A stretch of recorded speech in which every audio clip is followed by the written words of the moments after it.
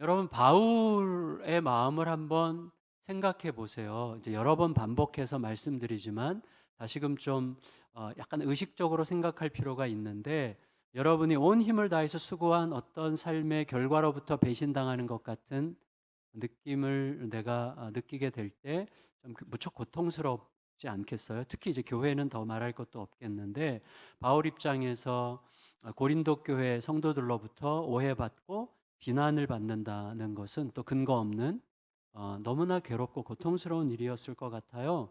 그런데 그들을 그냥 내버려둬 괜찮아 나 상관 안 해 뭐 그러라지 뭐 나 니네 아니면 뭐 안 되냐 이런 식의 자존심으로부터 듣기가 쉬운데 바울은 그럴 수가 없었어요.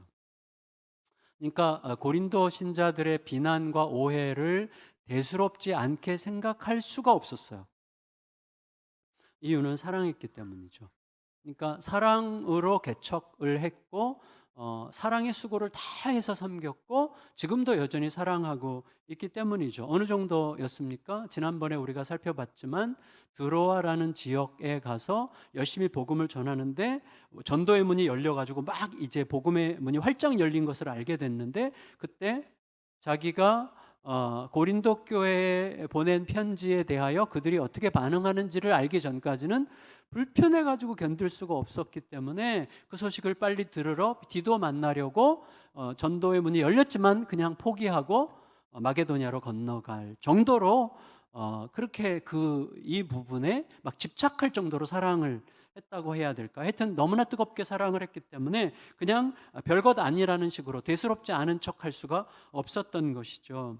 마음이 힘든 것도 힘든 거였지만 사실은 이렇게 방치한 채로 둔다는 것은 무슨 뜻이죠? 바울이 사역하는 의미와 목적이 다 잃어버린다는 거죠. 왜냐하면 바울의 사역이 뭡니까? 화목의 사역이죠. 화목의 직분으로 하나님과 화목하게 하고 하나님과 화목함으로 서로 화목하게 하는 직분으로 고린도 교회가 탄생한 건데 이렇게 불화 가운데 끝내버린다고 하는 것은 자신의 직분에 맞지도 않고 사역의 의미가 성취되는 게 아니기 때문에 그냥 내버려둘 수가 없었던 것이죠. 그래서 여러분 이대로 방치하면 시간이 갈수록 입이 다물어지고 그리고 시간이 갈수록 마음이 좁아지게 되죠. 근데 그런 상황을 바울은 내버려 두지 않습니다. 그래서 정면으로 돌파하려고 했고 뚫고 가려고 했습니다. 바울이 자기의 닫혀지려고 하는 입을 열고 그리고 좁아지려고 하는 마음을 넓히고 하려고 했는데 어떻게 했는가 하는 것을 이제 우리가 좀 생각해 보려고 하는데요. 11절 읽을까요? 11절 시작. 고린도인들이여 너희를 향하여 우리의 입이 열리고 우리의 마음이 넓어졌으니 이 말은 뭐죠? 입이 자꾸 닫히려고 했고 마음도 좁아지려고 했는데 어떤 과정을 통하여 드디어 입이 열렸다. 내 마음이 오히려 넓어졌다. 이렇게 표현을 하는 거죠. 어떤 조치를 취했을까요? 뭐 우리가 얼마든지 예측할 수 있는 거라고 생각하는데 지난주에 우리가 함께 나눴던 대로 자기의 정체성을 자기 자신에게 계속해서 말하는 거죠. 내가 누군지를. 내가 왜 여기 있는지를 계속해서 내 자신에게 말하는 거죠. 그리고 내가 하나님의 승리 위에서 사역하고 있다고 하는 사실을 자기 자신에게 계속 선포하는 것입니다. 이런 식이었을 거예요. 나는 나 자신을 위해서 일하는 생계형 일꾼이 아니야. 생계형 일꾼이라면 사실은 약간 좀 그런 문제에 의해서 내가 움직이거나 자존심이 상하면 그것에 의해서 움직이거나 그럴 가능성이 많은데 나는 생계형 일꾼이 아니라 내 생명을 붙드신 하나님께 맡겨진 하나님을 위한 하나님의 일꾼이야 라는 이 자기의 정체성을 계속해서 자기에게 선포했을 거예요. 내가 함께 일하는 것은 세상 욕망이 아니라 나는 세상 욕망과 함께 일하지 않고 하나님과 함께 일하는 자야 이런 거죠.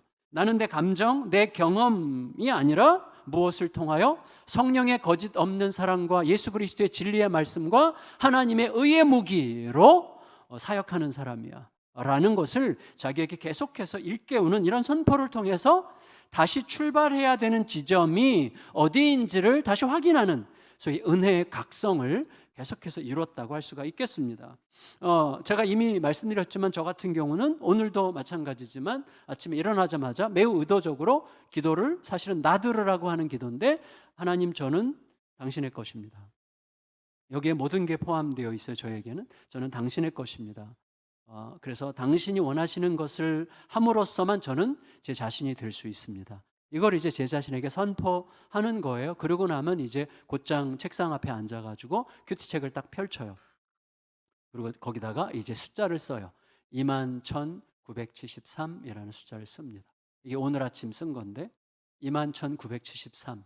이게 오늘 이제 제가 영원토록 이 땅에 살아가는 날 동안 영원토록 21,973일은 오늘밖에 없죠. 그래서 너무나 묵직한 이 날을 조심스럽게 쓰면서 느끼려고 해요. 유일한 날을 오늘도 시작하는구나. 그리고 L로 시작하는 동그라미를 그리려고 해요. 하나님의 사랑, love의 L로 해서 이렇게 나를 삥 두르죠. 오늘 하루가 하나님의 성부, 성자, 성령 하나님의 사랑의 춤추심, 소위 페리코레시스에 감싸여 있다는 것을 내 온몸으로 느끼려고 아주 의도적인 표현을 하는 거예요. 그러니까 저에게 하는 의지적인 분투죠. 그래서 이제 이걸 천천히 하면서 저에게 뭔가 느낌을 주려고 하는 것입니다. 근데 이제 끝이 열려 있죠. 이유는 이 사랑이 흘러나가야 되니까. 근데 지금까지 수년간 이 끝이 저 위에까지 항상 올라갔어요. 이 사랑이 이 안에 좀 머물러 있기를 기대해서. 근데 몇 주 전부터 바뀌었어요. 내가 이 사랑이 너무 이기적으로 내 안에만 머물러 있기를 원하는 것 같다. 그래서 이 선을 줄이고 바깥을 향해서 이렇게 사랑이 흘러가도록 이렇게 선을 바꾼 게 이제 몇 주 전입니다. 진지하게 그려요.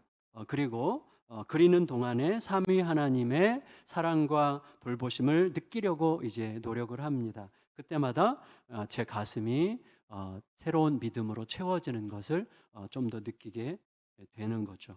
여러분, 우리들의 신앙생활에 왜 의지적인 분투가 필요할까요? 하나님이 다 하셨다며요. 그리고 하나님이 다 하실 거라며요. 근데 왜 우리는 의지를 발휘해야 됩니까? 왜 우리는 의지적인 노력을 발휘해야 됩니까? 다 하신다며요. 다 하나님의 사건이라며요. 그 부분을 생각해야 될 것 같은데 이렇게 생각할 수 있습니다. 여러분, 우리가 어떻게 살든 우리에 대한 하나님의 사랑은 변하지 않아요. 왜냐하면 그 사랑이 언제 시작되었어요? 우리가 하나님과 원수되었을 때, 다시 말하면 하나님과 우리 사이의 관계가 더 이상 나쁠 수 없을 때, 최악이었을 때 시작된 사랑이기 때문에 우리가 뭘 어떻게 하든지 그 사랑은 변함이 없어요. 그렇죠? 그 사랑은 항상 일관됩니다. 그러나 내가 내 자신의 허물 때문에, 나의 연약함 때문에, 나의 게으름 때문에, 혹은 내가 하나님의 말씀에서 벗어나기 때문에, 내 욕망을 추구하기 때문에, 내 욕망과 손잡기 때문에 사랑은 여전하고 사랑의 빛은 여전히 나를 향해 반짝이고 있지만 그 사랑의 빛이 내 안에서는 희미한 방식으로 느껴지게 되는 일들은 얼마든지 일어날 수 있는 거예요. 이 세상 어떤 것도 우리를 향한 하나님의 사랑에서 우리를 끊어놓을 수 없어요. 그러나 끊어놓을 수 없는 그 사랑을 나는 매우 희미하게만 받는 것처럼 느낄 수가 있는 거예요. 그렇게 되면 어떻게 됩니까? 흐지부지해져요. 그리고 영적 침체에 빠지기 시작하는 거예요. 그러니까 하나님의 사랑은 여전함에도 불구하고 나는 그 사랑이 마치 없는 것처럼, 아니면 너무 가느다란 것처럼 느끼기 때문에 나도 모르게 안다고 말해요. 나 알아. 하나님이 여전히 나 사랑하시는 거 알아. 그러면서 계속해서 영적 침체로 들어가는 거예요. 그래서 이런 의지적인 분투의 시간들이 무척 필요한 것입니다. 은혜의 각성을 이루는 시간들이 너무나 많이 필요하게 되는 것입니다. 하나님의 사랑과 승리에 빛나는 값에 제대로 대답하기 위해서 분투하는 시간들이 우리에게 요청되는 것이죠. 그래서 어떻게 되어 있어요? 바울 서신이 대부분 그렇게 되어 있는데 앞부분은 대표적인 게 이제 로마서죠. 1장부터 11장까지는 뭐예요? 우리의 의지와 상관없이, 우리의 처지와 상관없이, 우리가 어떻게 했는지와 아무 상관없이 하나님께서 일방적으로 이루신 하나님의 위대한 역사, 하나님의 구원의 사건을 쭉 나열하죠. 소위 교리라고 하는 거죠. 하나님이 이렇게 하셨다는 거죠. 이미 다 하셨고 하시고 계시다는 걸 1장부터 11장까지 딱 얘기하죠. 그 다음에 12장이 어떻게 시작해요? 그러므로 라고 시작하잖아요. 그러므로 사랑하는 형제들아, 내가 하나님의 모든 자비하심으로 너희를 권하노니 너희 몸을 하나님이 기뻐하시는 거룩한 산 제사로 드리라. 이는 너희의 드릴 거룩한 영적 예배니라. 자, 이게 뭐예요? 하나님의 사랑은 여전하지만 그 사랑을 느끼는 내 마음의 느낌은 내가 어떻게 순종하느냐에 따라서 달라질 수 있기 때문에 여전한 그 사랑을 내가 충분히 덜 받는 것 같이 느끼면서 계속해서 시들어갈 수 있다는 거예요. 그래서 우리에게 명령하는 것입니다. 여러분, 그 분투 덕분에, 그런 어떤 믿음의 분투 덕분에 바울은 고린도 신자들의 오해와 비난에도 불구하고 오히려 마음이 넓어졌다 그랬어요. 내 마음이 오히려 넓어졌다 그랬어요. 그래서 이런 거죠. 그러니까 지금 오해로, 나에 대한 오해로 좁아져 있는 너희들의 마음도 이런 방식으로 넓어질 수 있어 라고 말할 수 있게 된 거죠. 12절 13절입니다. 읽겠습니다. 12절 13절 시작. 너희가 우리 안에서 좁아진 것이 아니라 오직 너희 심정에서 좁아진 것이니라. 내가 자녀에게 말하듯 하노니 보답하는 것으로 너희도 마음을 넓히라 그랬어요. 그런데 여기 되게 중요한 게 하나가 있습니다. 그게 뭐냐면 하나님의 승리 위에서 시작하고, 그리고 내가 지금 어느 지점에 있는지를, 내 정체성을 계속해서 내 자신에게 선포함으로써 마음을 넓힌다고 하는 것은 일단 불편한 마음에서 벗어나서 속이 좀 더 편안해지는 면이 있어요. 근데 그것보다 훨씬 더 중요한 면이 있어요. 뭐냐면 마음이 좁아져 있잖아요. 그렇죠? 마음이 좁아져 있으면 좁아진 크기로 모든 게 읽히기 때문에 문제가 되는 거예요. 좁아진 크기로 모든 상황이 보이고, 좁아진 크기로 들리고, 좁아진 크기로 말씀도 그렇게 해석되는 거예요. 이게 너무나 무서운 거예요. 여러분, 대표적인 케이스로 예를 들어서 근본주의, 보수주의인데 좀 더 센, 좀 아주 너무 센 보수주의, 근본주의라고 부르는데, 근본주의와 또 아주 좀 자유주의의 이 대립 구도를 한번 생각해 보면 좋을 것 같아요. 자, 똑같은 말씀을 두고도 한쪽에서는 절대 안 돼라고 해석해요. 이 말씀은 절대 안 된다는 말씀이야 라고 해석하고, 한쪽에서는 무슨 말이야, 해도 된다는 말이야 라고 해석해요. 똑같은 말씀을 갖고도. 여러분, 이거는 뭐 근본주의와 자유주의만의 문제가 아니라 바울도 보세요. 바울이 예루살렘으로 갈 때, 이미 설교 시간에 한두 번 말씀을 드렸어요. 예루살렘으로 갈 때 바울은 분명히 성령의 감동을 받았는데, 성령의 감동이 뭐였어요? 너 예루살렘에 가면 무슨 일 만날지 모른다는 감동을 받고, 그럼에도 불구하고 가라는 사인으로 해석을 했지만, 다른 가이사랴나 드로에 있는 제자들은 똑같은 감동을 받고 바울로 하여금 가지 말도록 막으라는 사인으로 해석했단 말이에요. 내가 어느 입장에 있느냐에 따라서 해석이 다른 거예요. 똑같은 감동도. 그러니까 똑같은 말씀도 입장에 따라서 해석이 완전히 달라지는 게 무서운 거죠. 여러분, 어떻게 좀 단순하게 표현한다면, 근본주의, 지나친 보수주의인 근본주의는 하나님을 섬기는 매우 보수적인 방식에 대한 자기 확신으로 마음이 좁아진 사람들이고, 자유주의는 하나님을 섬기는 매우 합리적이고 실존적인, 자기중심적인 방식에 대한 자기 확신으로 마음이 좁아진 거예요. 그러니까 둘 다 마음이 좁아진 거예요. 그 좁은 걸 가지고 모든 걸 보려고 하니까 계속 싸우면서 예수님은 점점 멀어지게 되는 것이죠. 그러니까 사람은 자기 안에 이미 형성되어 있는 어떤 전제들이 있죠. 시대적 전제가 있고 못 벗어나요. 우리가 문화적 전제 못 벗어나요. 우리가 태어나서 지금까지 습득된 어떤 것을 못 벗어나요. 소위 세계관이라고 하는 것이죠. 못 벗어납니다. 우리는. 그렇지만 그게 옳은 건 아니잖아요. 그게 전부일 수는 없는 거잖아요. 그대로 사는 게 유일한 진리는 아니잖아요. 각자가 다 다른데, 상황마다 다른데, 시대마다 다른데, 나라마다 다른데, 성향에 따라 다른데, 그걸 어떻게 진리라고 할 수가 있겠습니까? 그러니까 그걸 인정해야 되는 거예요. 벗어날 수는 없지만 이게 절대적인 건 아니라는 사실을 인정해야 되는 거예요. 그래서 어떻게 해야 됩니까? 날마다 더욱더 하나님의 말씀 앞에 엎드려야죠. 겸손하게 엎드려야 되죠. 끝없이 더 배우려고 하고 넓히려고 하고 교정받으려고 해야죠. 저건 아니야 이렇게 너무 쉽게 말하기 전에 교정받으려고 하나님 앞에 겸손히 엎드려야 되는 것이죠. 그렇게 되지 않으면 어떻게 됩니까? 이미 찌그러져 있고 너무나 협소한데도 불구하고 그것으로만 보는 습관에 길들여져 가지고 그게 전부인 줄 안단 말이죠. 얼마나 무섭습니까? 그래서 한쪽에서는 이 땅의 문화, 이 세속적인 것들, 이 세상 문화는 상종도 못할 대상이야 라고 치부하고 아예 상관도 안 하려고 하고, 다른 쪽에서는 지나치게 무리하게 뭐야 다 우리 하나님 주신 건데 하면서 지나치게 무리하게 수용하다가 세상 가치관과 복음을 뒤섞어버리기도 하죠. 한쪽은 뒤섞어버리고 한쪽은 아예 상종도 안 하고 접촉점 자체를 아예 안 만드는 이런 극단에 빠지게 되는 것이죠. 이게 이제 단순하게 표현한 근본주의와 자유주의의 대립이라고 할 수가 있겠습니다. 아마도 고린도 신자들은 고린도의 문화를 지나치게 여과 없이 그냥 무조건적으로 수용하는, 좀 방종에 가깝게 수용하는 쪽이었던 것 같아요. 다시 말해서 이런 거죠.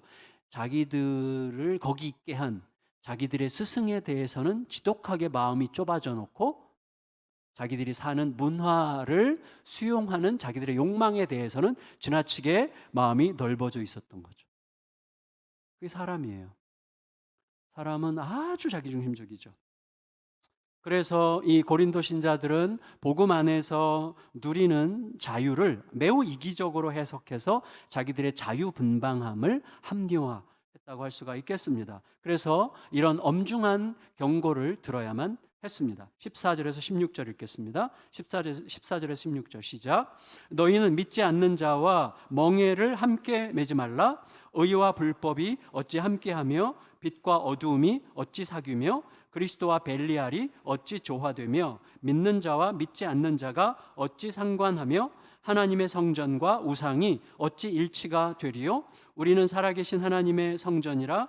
이와 같이 하나님께서 이르시되 내가 그들 가운데 거하며 두루 행하여 나는 그들의 하나님이 되고 그들은 나의 백성이 되리라. 여러분, 저는 우리 신자의 자리, 교회의 자리를 설명하기 위해서 먼저 스승과 제자의 관계를 잠깐 말씀드리고 싶습니다. 스승은 제자를 변화시키는 존재여야죠. 그렇죠. 근데 스승이 제자를 변화시키려면 두 가지 조건이 필요해요. 하나는 제자가 충분히 친밀감을 느끼고 인격적으로 소통하는 개방성을 가질 수 있도록 매우 겸손하고도 솔직해야 돼요. 스승은. 동시에 스승은 제자와 완전히 차별되는 실력을 갖추고 있어야 돼요. 이 두 가지 조건에 의해서만 제자는 변화되죠. 나를 충분히 이해하는 솔직함과 그다음에 좀 개방성을 갖고 나랑 얼마든지 대화할 수 있는 인격적인 면을 갖고 있는데도 불구하고 내가 범접할 수 없는 어떤 차별적인 실력을 갖고 있어요. 그때 이제 변화의 조건이 그때 시작된다고 할 수가 있는 것이죠. 근데 마찬가지로 이거예요, 여러분. 스승이 제자를 바꾸는 게 아니죠. 원래는 스승이 제자를 바꾸는 게 아니라 제자가 스승 안에서 발견하는 진리가 제자를 바꾸는 거죠. 이 진리는 실력이기도 하고 그리고 진리가 전달되는 방식이기도 하죠. 이게 둘 다 포함되는 거죠. 그래서 겸손하고 정직하게 그러나 확실한 무엇을 전달할 때 변화가 시작될 수 있는 것처럼 마찬가지로 세상을 변화시키는 것은 신자가 아니에요. 신자 안에 흐르는 진리와 그 진리가 흘러가는 방식이죠. 어떤 태도로, 어떤 방식으로, 어떤 모습으로 진리가 전해지느냐 하는 것이고 그 진리가 진짜 이들이 정말 원했던, 세상이 기다렸던 바로 그 흠모할 만한 진리였는가를 그들이 발견할 때 변화는 시작된다고 할 수가 있는 것이죠. 그러니까 이것을 위해서 신자는 어떻게 해야 돼요? 세상과 친구가 되는 동시에 세상과 완전히 차별되는 실력을 갖춰야 되는 것이죠. 여러분, 그러면 신자의 실력이 뭡니까? 그의 인격과 삶 안에서 세상이 발견하게 되는 예수 그리스도의 형상이죠. 그걸 사람들은 뭐라고 표현해요? 저 사람은 진짜 같아 라고 표현하는 거죠. 저 사람은 진짜인 것 같아. 저런 사람이 뭐 있으면 우리 동네 다 크리스찬이어도 상관없어.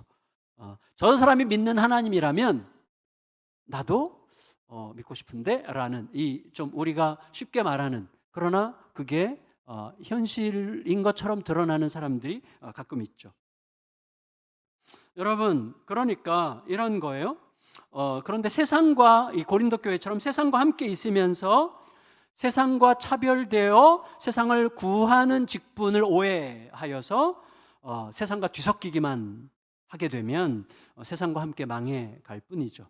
그 반대는 아예 세상과 접촉조차 하지 않으려고 차단하고 멀리하게 되는 것이죠. 물론 여러분, 이런 거예요. 어차피 복음을 전하려면 접촉해야 되죠. 접촉하려면 일도 사업도 같이 하게 될지도 모르겠어요. 하지만 그런 의도나 그런 시도도 좋지만 더 중요한 문제는 뭐냐면 우리들이 자신을 절대로 과소평가하지 말아야 된다는 것입니다. 우리는 과소평가할 수 없어요. 그러니까 우리가 누군지를 인정해야 돼요. 그러니까 우리들은 예수님의 마음을 품고 누군가를 전도 대상으로 만나는 동시에 함께 무슨 일을 도모하는 것, 이 둘 사이에서 균형을 잡기가 무척 쉽지 않습니다. 무척 쉽지 않아요. 우리 지금 집사님 지난주에 세 가족 오셔서 데리고 이제 같이 옆에 앉아서 예배를 같이 드리시는데 우리 수원 형제님 오셨는데 쉽지 않잖아요. 이 분위기 자체가 얼마나 어색합니까? 어색하고 지금 앞에서 목사는 말하는데 도대체 무슨 말을 하는 거야? 지금 잘 알아듣기도 쉽지 않을 수 있고 힘든 자리인데 이렇게 앉아 계시는 것만으로도 진짜 존경스럽거든요. 쉽지 않은 거예요. 사실은. 그런데 여러분 실제로 만나서 누군가 접촉하면서 그를 전도의 대상으로 생각하면서 동시에 사랑하면서 동시에 어떤 일을 함께 도모한다? 이거는 우리가 그 균형을 잡을 수 있는 그런 존재가 아닙니다. 우리는 그렇게 유능한 존재가 아니죠. 동시에 상대방을 만날 때에 상대방이 우리에게 기대하는 건 뭐예요? 예수님의 순전한 사랑을, 그러니까 그분이 의도적으로 표현하건 표현하지 않건 간에 그 밑바닥에는 그래, 예수님이 계시다면 한번 보자. 예수님의 순전한 사랑을 기대하는 반면 우리들은 나도 모르게 상대방을 내 전도 목적의 도구로, 수단으로 삼을 가능성이 있어요. 굉장히 쉽지 않아요. 나아가서 어떤 이해관계가 또 조금이라도 딱 얽혀 들어가게 되면 전도고 자시고 영혼 구원이고 자시고 소중한 관계마저 깨뜨리게 되는 일들이 상당히 많아지는 것이죠. 쉬운 일이 아닙니다. 그리고 어떤 경우에는 굉장히 관대한 척 하느라고 막 함께 나는 별 상관없어 하면서 막 관대한 척 막 어울리다가 자기 자신의 정체성마저 잃어버릴 수 있는 거죠. 지금 이제 이게 고린도 교회의 문제였다는 거죠. 그 결과 고린도 교회가 어느 정도 영적 수준에 도달했어요? 고린도 교회 영적 수준이 어느 정도입니까? 자기들 성도 안에 뻔히 다 아는 성도들 안에서 어떤 친구가, 젊은 친구가 자기 아버지의 여자랑 놀아놨는데 그걸 알고도 이걸 어떻게 처리해야 될지 모르는 지극히 영적으로 초라한 상태에 빠졌던 거예요. 뭘 어떻게 할지 몰라. 그러니까 뭔가 이렇게 힘이 없어요. 영적으로 뭔가를 처리할 수 있는 힘이 한 개도 없는 거예요. 왜? 이렇게 너저분해졌기 때문에, 영적으로 뭔가 선명하지 않기 때문에, 밸런스가 깨졌기 때문에 힘이 한 개도 없는 거예요. 그런 상황 속에 우리 가정도, 우리 교회도 얼마든지 그런 상황 속에 놓일 수 있다고 하는 것이죠. 그러니까 이런 이야기들이 사실은 먼 이야기가 아니에요. 우리들의 일상에 너무나 중요한 이야기들이고 우리가 정말 마음에 담아야 될 이야기들이라고 생각이 되는데, 제가 예를 들어 조금만 더 말씀드린다면, 작심하고 제가 말씀을 한다면, 자, 우리들은요 이미 이 복음 전도, 자, 복음을 전한다, 교회 다니라고 복음을 전한다라고 할 때 이 복음 전도를 목회자의 성과랑 연결시키는데 그 문화가 아마 형성이 이미 됐어요. 그 신자들의 공로, 목회자들의 성과랑 연결시키는 문화. 그래서 이런 어떻게 보면 좀 값싼 기독교 문화가 형성된 것의 피해자들이라고 할 수가 있겠어요. 어느 정도는 지난 수십 년 동안 이 전도를 최대 과업으로 여긴 복음주의 교회들은, 여러분, 전도 영혼 구원 얼마나 아름다운 사명입니까? 그런데 이 아름다운 사명을 결국 사업으로 전도 사업, 선교 사업으로 만들었어요. 그리고 성과로 변질시켰어요. 항상 성과를 기대해. 성과 목적이에요. 그러니까 사람은 없어져요. 그러면 사람은 없어지고 성과만 남는 거예요. 지극히 하나님이 한 영혼을 목숨을 걸고 바치셨다는 존귀함을 가지고 사람들을 바라보자고 말하면서도 우리는 우리들의 성과와 공로로 이 모든 것을 바꿔버린 거예요. 얼마나 무서운 현상인지 몰라요. 그러니까 어떻게 돼요? 결국 세상은 교회를 통해서 뭘 봐요? 정말 예수님을 볼 수 없어요. 예수님을 보기보다도 자기들을 이용해서 이득을 취하려는 집단으로 보게 되는 거예요. 자기들도 모르게. 우리들에게 정말 절실한 어떤 변화의 과정이 필요해요. 그래서 수십 년 전에 어떤 목회자가 자조 섞인 목소리로 그런 얘기 했잖아요. 유명했던 얘기인데 아마 저도 여러 번 말씀드렸을 거예요. 20세기 대한민국의 성장하는 대부분의 교회들에게는 딱 세 마디만 있었다. 모여라, 돈 내라, 집 짓자. 세 마디밖에 없었다, 이렇게 얘기하는 거잖아요. 굉장히 우리가 뼈저리게 생각해야 되는 거예요. 여러분 잘 생각해 보세요. 1970년대 때 미국의 보수적인 교회들은 더 많은 보수적인 신앙들이 더 많아지면 이미 사탄에게 먹히고 있는 이 세계를 구원할 수 있을 거다라는, 단순하게 말하자면 그런 식의 공식을 만들었어요. 그거를 moral majority 운동이라고 불렀어요. 도덕적 다수 운동이라고 그러는데, 성경적으로 보수적으로 도덕적으로 사는 사람들이 더 많아질수록 나라는 개선될 거라고 생각을 했어요. 그리고 나서 이 힘을 가지고 정치판으로 간 거예요. 이 힘으로 정치 세력화를 이루어 가지고 결국은 기독교 대통령을 세웠어요. 레이건이라는 기독교 대통령을 세웠죠. 근데 결국 이 교회들이 어떻게 됐는지 아세요? 돈이 모이고 권력이 모여. 엄청나게 성장했죠, 교회들이. 그러니까 돈이 모이고 권력이 모이면 타락은 필수입니다. 저는 이를 갈면서 우리 교회에 돈이 없는 것을 진심으로 감사합니다. 이를 갈면서. 근데 여러분, 결국은 돈과 권력의 친구가 돼요. 어쩔 수 없어요. 그리고 다 타락한 거예요, 그런 교회. 목회자들이랑 교회 중직자들이 전부 다 여자 문제, 돈 문제 이런 것들로 다 넘어져 나가고, 그러니까 미국의 교회들이 세상이 교회를 의심 섞인 눈으로 바라보게 된 역사는 너무나 오래됐어요. 예. 반대로, 그럼 반대는 어떤가? 똑같아요. 반대도 자유주의 교회들 똑같아요. 여러분, 세상의 고통에 참여하는 게 하나님의 뜻이라고 하는 아주 지당한 가치잖아요. 이 세상의 고통에 참여해야죠. 세상의 고통을 끌어안아야죠. 이 지당한 가치에 올인했어요. 그런데 지나치게 세상을 허용하면서, 고린도 교회처럼 지나치게 허용하고 지나치게 뒤섞이면서 복음의 거룩함을 잃어버리는 거예요. 심지어 어디까지 갔어요? 몇 년 전에 제가 20대 때인 것 같은데, 그때 막 엄청났어요. 이 자유주의 계열에서 막 성령의 사역과 무당의 구판을 막 뒤섞어가지고 막 이게 무당의 구판에서 막 성령 사역을 하고 막 이상한 짓을 한 거죠. 사회 정치 운동과 복음 운동을 뒤섞어가지고 복음의 능력을 상실하는 이러한 일들이 생기는 거죠. 그러니까 여러분, 세상이 교회에 대해서 더 이상 차별적인 매력을 느낄 수 없는 길을 가는 거예요. 함께 있으면서 따로 있어야 되는 것이죠.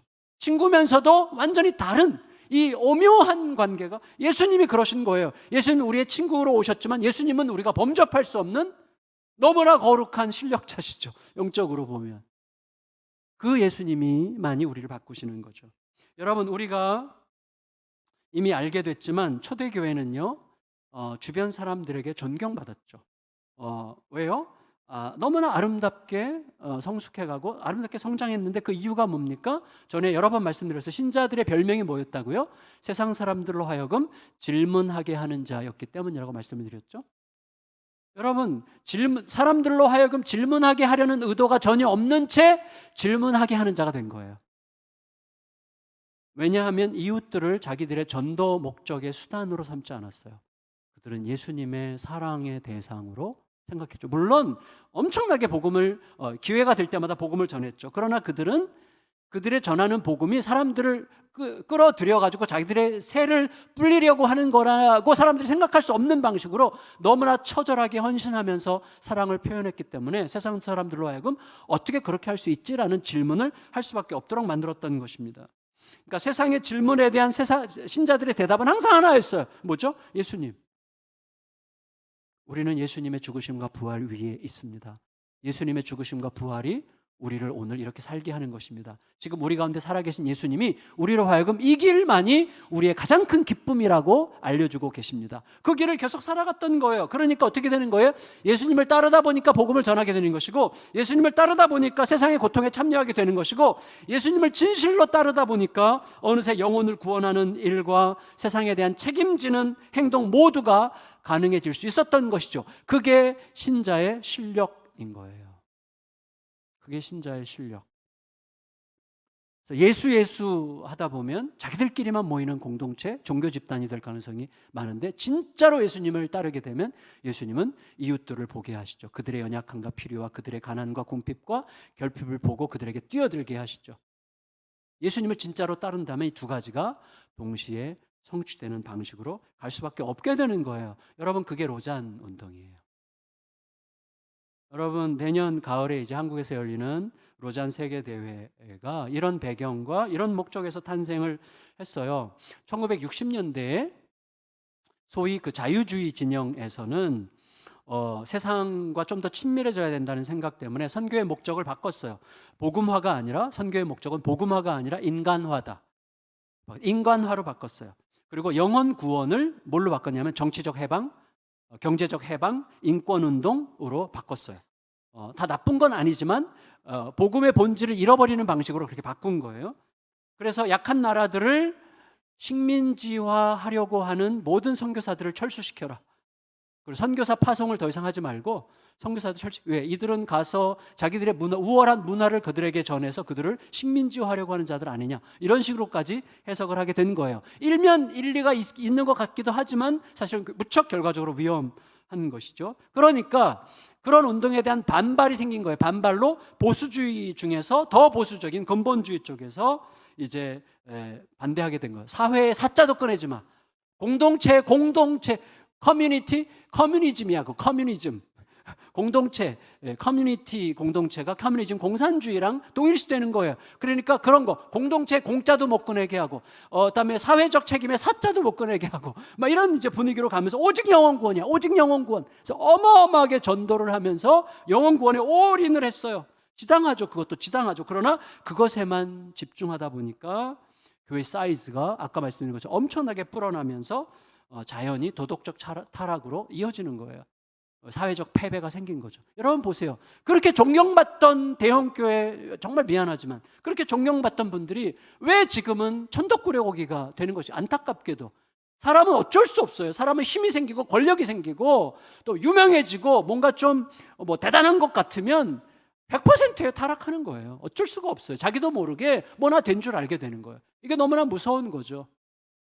그러니까 계속해서 그 밸런스를 잡으려면 하나밖에 없어요. 매일같이 예수 그리스도가 우리 앞에서 날마다 진짜가 되는 방식을 내 안에서 끝없이 치열하게 추구하는 길 외에는 길이 없는 것이죠.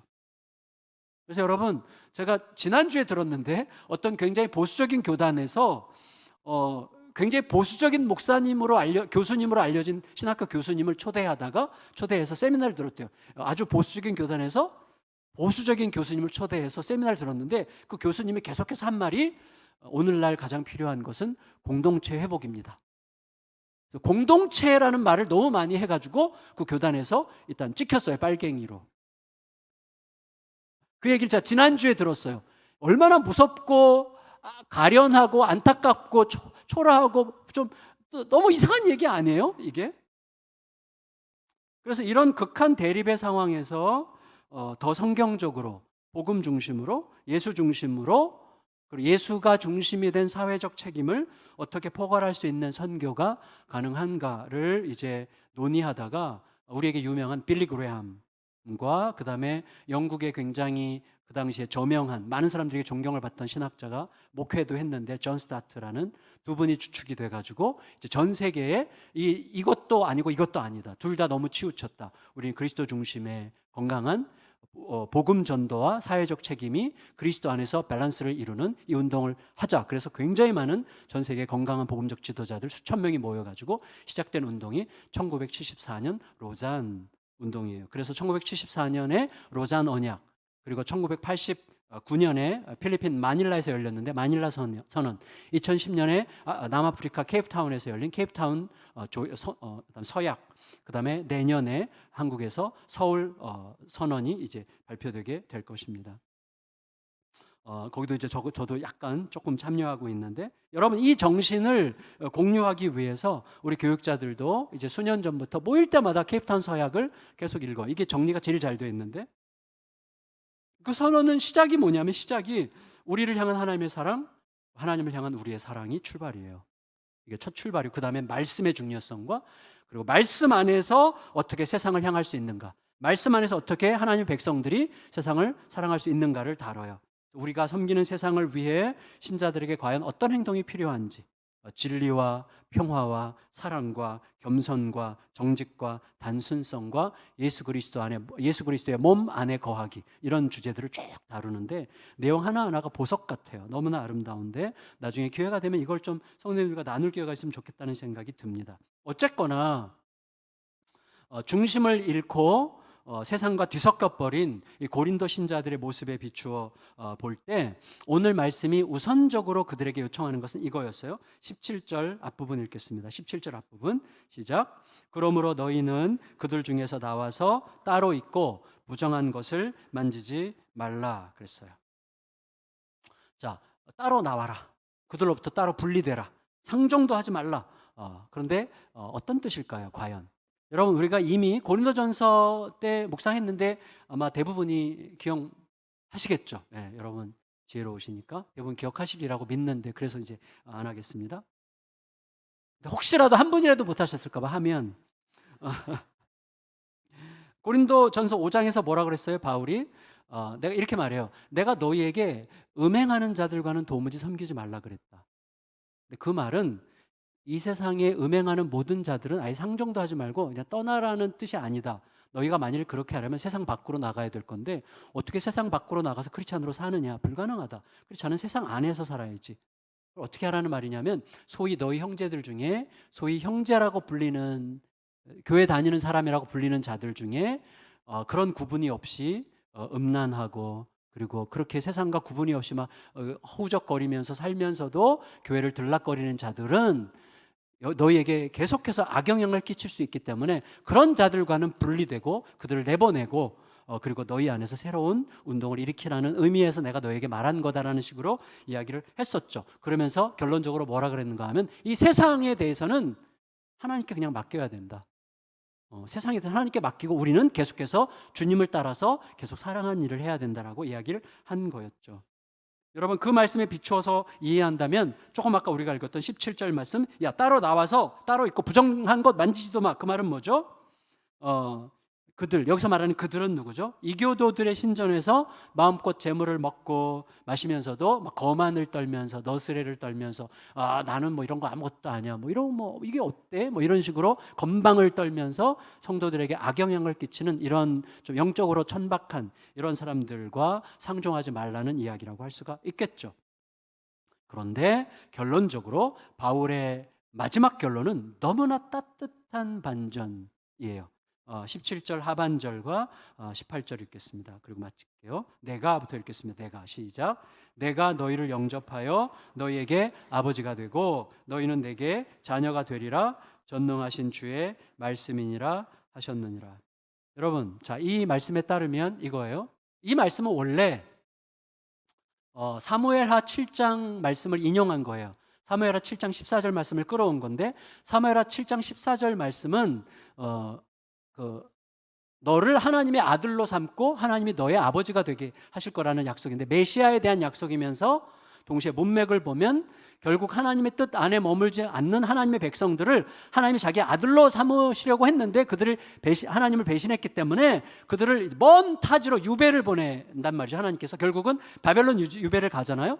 유배로 보내지만 결국은 내가 너희 아버지이기 때문에 너를 데리고 와서 너를 해방시키고 회복시킬 거다라는 말씀이거든요. 근데 이 말씀을 이중적으로 적용해요. 첫째, 메시아에게 적용된 것을 하나님의 백성들에게 적용하고 동시에 아들에게 적용했던 것을 자녀, 아들들과 딸들, sons and daughters라고 여기 얘기한 거예요. 그래서 너희는 내게 자녀가 되리라, 아들들과 딸들이 되게 하리라고 하면서 이 성적인 차별을 확 확장해서 이 초대교회로서는 혁명적인 거거든요. 그러니까 메시아에게 해당됐던 것을 하나님의 백성들에게로 적용하고 아들에게 적용됐던 것을 아들들과 딸들에게 적용함으로써 엄청나게 확장을 해요. 이게 매우 중요해요. 왜냐하면 바울이 이해한 바에 따르면 이게 바로 하나님께서 우리에게 기대하신 바라는 거예요. 결국 우리 모두를 어떤 차별도 없이 모두를 일으켜서 하나님의 영광의 자리에 딱 앉게 하시는 것, 가장 안전한 자리에 앉게 하시는 것이 하나님의 목적이라는 사실을 우리에게 상기시키는 거예요. 그러니 지금 바울이 마지막으로 우리에게 기대하는 것은 뭡니까? 두 가지죠. 하나는 두 개의 자리를 잊지 말아라는 거. 하나는 기억의 자리고 하나는 성찰의 자리예요. 기억의 자리는 뭐냐면 이거예요. 누가 내 아버지신가를 기억하는 자리예요. 그 아버지가 어떤 분인가를 기억하는 자리. 도대체 그분이 어떤 분이신데 나 같은 자를 그의 아들로 삼으셨지?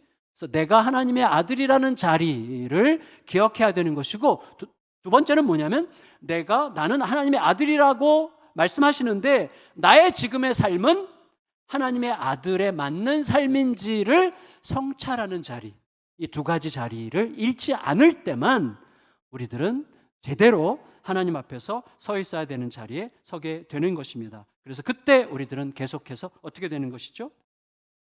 하나님의 은혜를 제대로 기억하는 자리, 그리고 그 은혜를 받은 내 처지를 제대로 성찰하는 자리를 잃지 않는다면 우리들은 결국 이쪽이든 저쪽이든 덜 치우치는 자로 서게 되고 치우쳤다가도 곧바로 다시 예수님을 중심으로 속히 자리를 잡는 자로 서게 될 것이라는 말이에요. 그리고 복음 전도와 사회적 책임 사이에서 균형을 잡기 위해서 빨리 마음을 넓히고 보면 볼수록 뭔가가 있는, 세상이 자꾸 뭔가를 묻고 싶어지는, 질문하고 싶어지는 소위 신자의 실력을 쌓아갈 수 있는 자리라는 것입니다. 그 자리에 늘 세워주시고 하나님이 내 아버지시라는 사실을 절대 잊지 않는 기억의 자리, 내가 그의 아들이라는 선언에 걸맞는 삶을 지금 어떻게 살고 있는지에 대하여 묻는 성찰의 자리 위에서 늘 마음이 넓혀지고 우리가 실력을 갖춰가는 아름다운 신자들이 되시기를 예수님의 이름으로 축원합니다. 우리 같이